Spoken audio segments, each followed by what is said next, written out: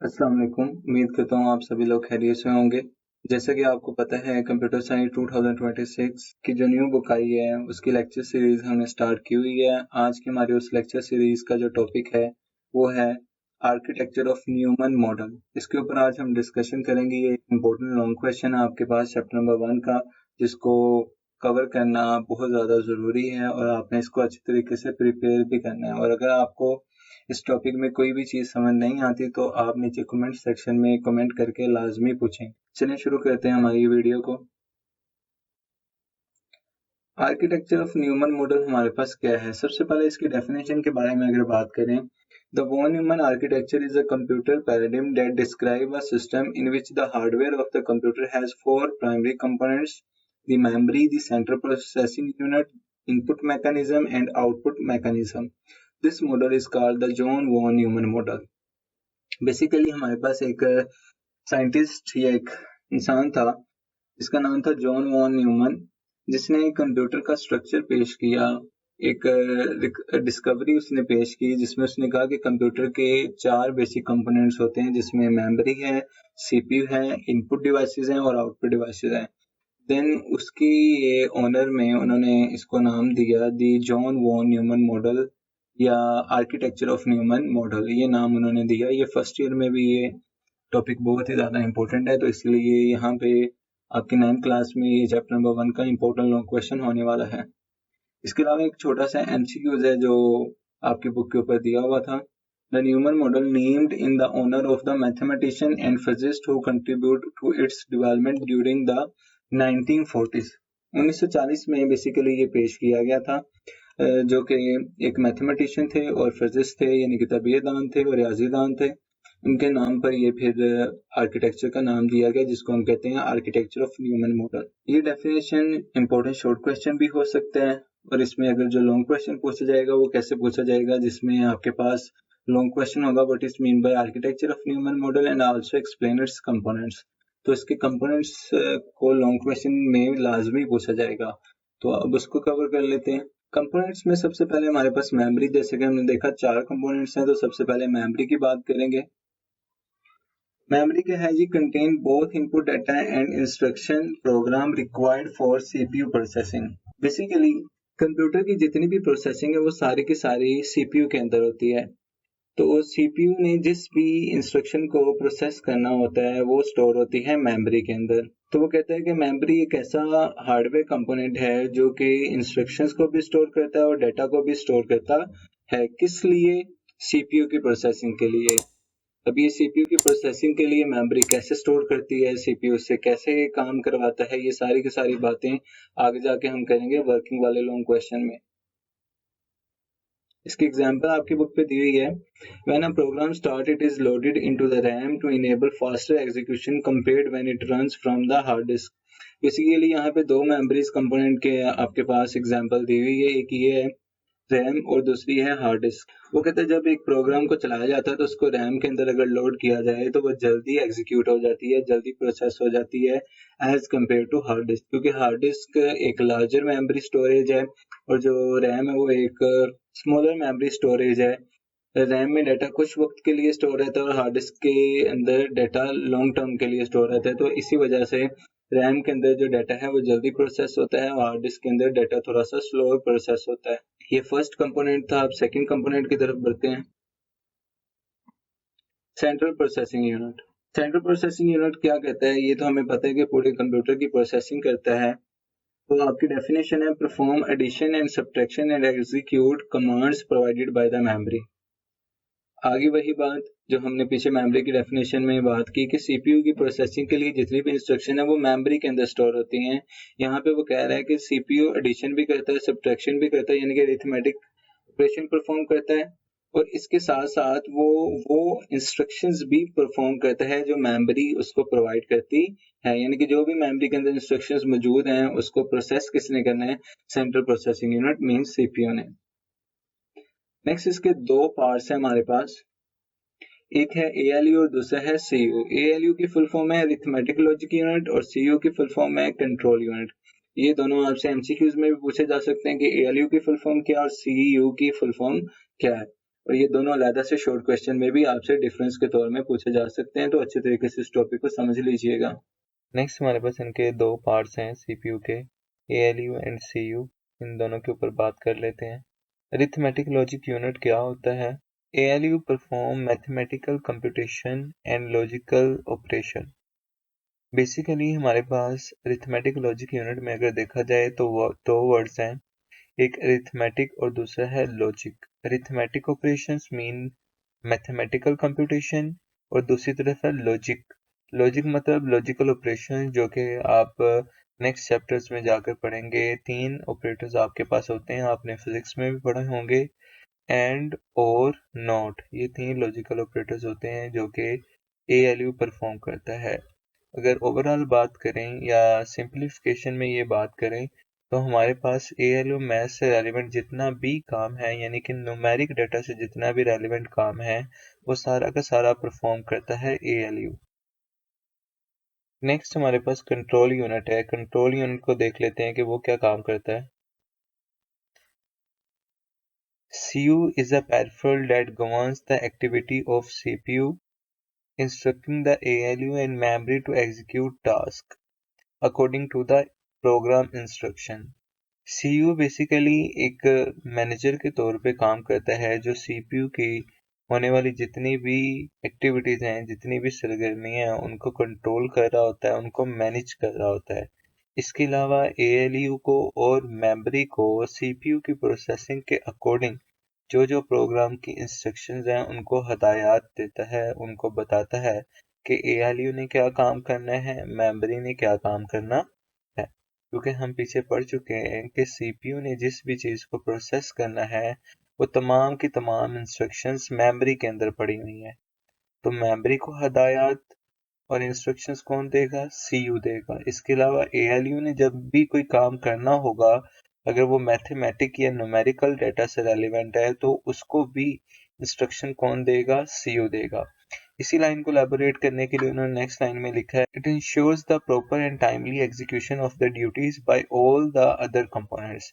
इसके अलावा इसका एक और काम है कि ये चीज़ देखता है कि कौन से कंपोनेंट ने कौन कौन सी रिस्पॉन्सिबिलिटीज़ को करना है, उसके लिए क्या टाइम चाहिए, यानी कि उनके ऊपर प्रॉपर चेक एंड बैलेंस रखने का काम किसका है? CU का है। तो ये था हमारे पास कंट्रोल यूनिट और ALU अरिथमेटिक लॉजिक यूनिट, दोनों कंपोनेंट्स कवर हो गए हमारे पास।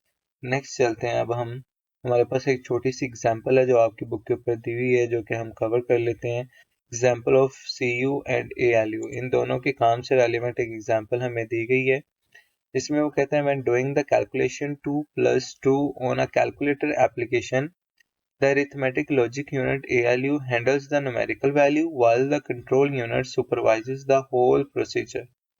वो कहता है जब आप कोई कैलकुलेशन करते हो, जैसे कि न्यूमेरिक डेटा है हमारे पास 2 + 2, तो जब ये आप कैलकुलेशन करने के लिए किसी भी कैलकुलेटर एप्लीकेशन या डिजिटल एप्लीकेशन के अंदर ये इंस्ट्रक्शन पास करते हो, तो इसमें होता क्या है, जो न्यूमेरिकल डाटा है मीन्स 2 + 2, वो कंट्रोल करता है अरिथमेटिक लॉजिक यूनिट। मीन उसको हैंडल कौन करता है? Arithmetic logic unit. उसको परफॉर्म, उसके अंदर जो ऑपरेशंस हैं वो सारे के सारे कौन परफॉर्म करता है? Arithmetic logic unit. और दूसरी तरफ जो CU है वो सिर्फ सुपरवाइज कर रहा होता है ये तमाम के तमाम प्रोसीजर को, कि किस तरह इंस्ट्रक्शन ALU के पास आई, ALU ने कितने टाइम में वो प्रोसेस किया, किस तरह आगे वो CPU के पास गई, वो सारी की सारी चीज़ें आपके पास कौन पर सुपरवाइज कर रहा होता है? CU, यानी कि कंट्रोल यूनिट सुपरवाइज कर रहा होता है। लास्ट 2 कंपोनेंट्स हैं हमारे पास अब। इनपुट। इनपुट क्या होता है? enable user to input data and instructions into the computer system। Basically अगर देखा जाए तो हम यहाँ पे बात कर रहे हैं इनपुट डिवाइसेस की। इनपुट डिवाइसेस क्या होती हैं, वो किस तरह काम करते हैं? बेसिकली अगर देखा जाए तो इनपुट हम कहते हैं कंप्यूटर के अंदर किसी भी किस्म के डाटा को इंसर्ट करना, यानी कि उसके अंदर अंदराज करना, उसके अंदर पुट करना।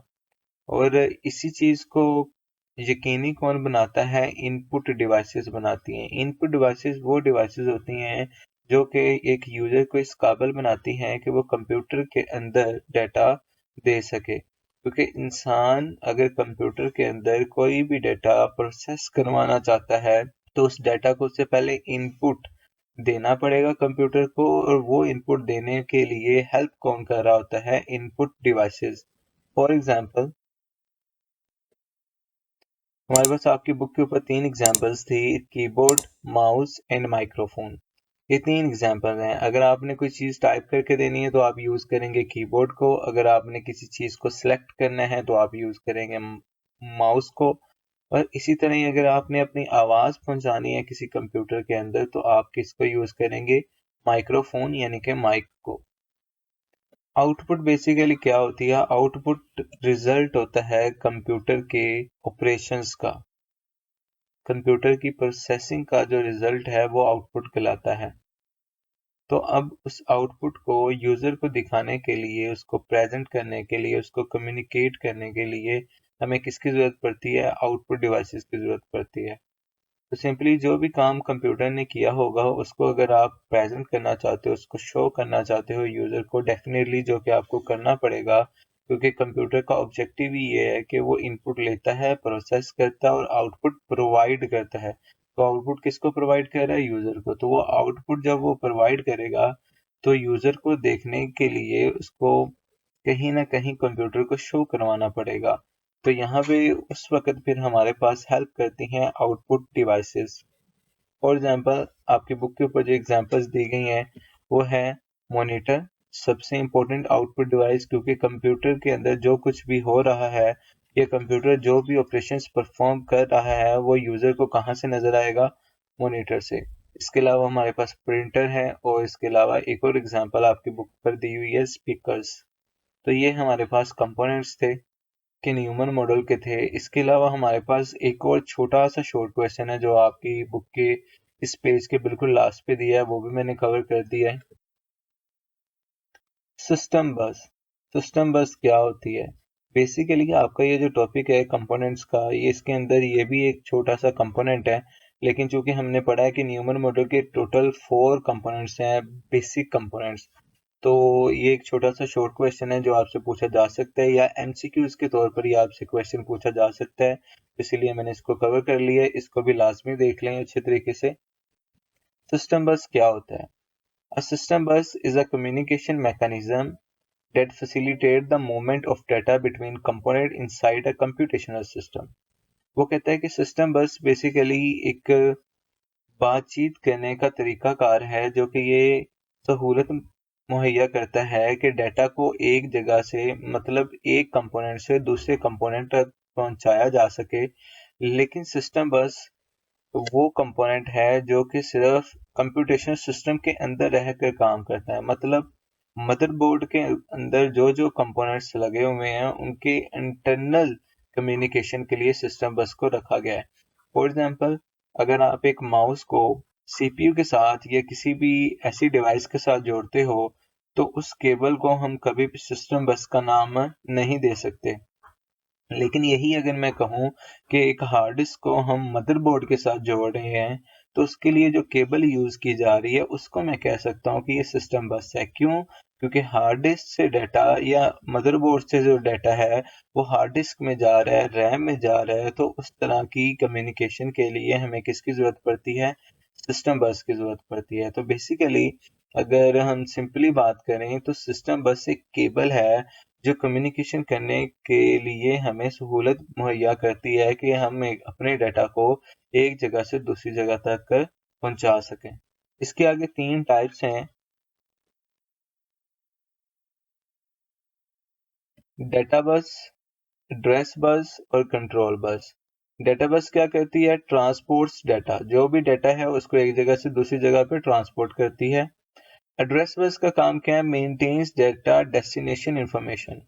जैसा कि हमने पीछे भी पढ़ा मेमोरी वाले कंपोनेंट में कि जब भी किसी डाटा को स्टोर किया जाता है, किसी इंस्ट्रक्शन को स्टोर किया जाता है, तो उसके ऊपर एक खास किस्म का एड्रेस होता है जो कि ये बताता है कि डाटा की डेस्टिनेशन क्या है, डाटा ने कहाँ पर जाना है, कौन से कंपोनेंट के पास इसको लेकर आपने जाना है। तो ये सारी की सारी इंफॉर्मेशन कहाँ पे स्टोर होती है? एड्रेस बस के अंदर। उसके बाद लास्ट है हमारे पास कंट्रोल बस। कंट्रोल बस का काम क्या होता है? ट्रांसपोर्ट कंट्रोल इलेक्ट्रिकल सिग्नल्स, यानी कि जितने भी इलेक्ट्रिकल सिग्नल्स हैं उनको ट्रांसपोर्ट कौन कर रहा होता है? कंट्रोल बस कर रहा होता है। तो ये एक छोटा सा शॉर्ट क्वेश्चन था जो आपके इस पेज के लास्ट पे दिया था, वो मैंने कवर कर दिया। इंशाल्लाह उम्मीद है कि आप लोगों को ये समझ आ गई होगी। इसके अलावा ये प्रॉपर एक लॉन्ग क्वेश्चन था जो मैंने आप लोगों के लिए फुली डिटेल में कवर कर दिया है। इसको लाजमी अच्छे तरीके से देखें क्योंकि ये एक इम्पोर्टेंट लॉन्ग क्वेश्चन है और ये बोर्ड में आने के चांसेस बहुत ज़्यादा हैं। अगर आपको वीडियो अच्छी लगी है तो लाइक करें, शेयर करें और हमारे चैनल को सब्सक्राइब भी कर दें। और इसी तरह की ही वीडियो को देखने के लिए हमारे चैनल का जो बेल आइकन है उसको भी प्रेस कर दें। फी अमान अल्लाह।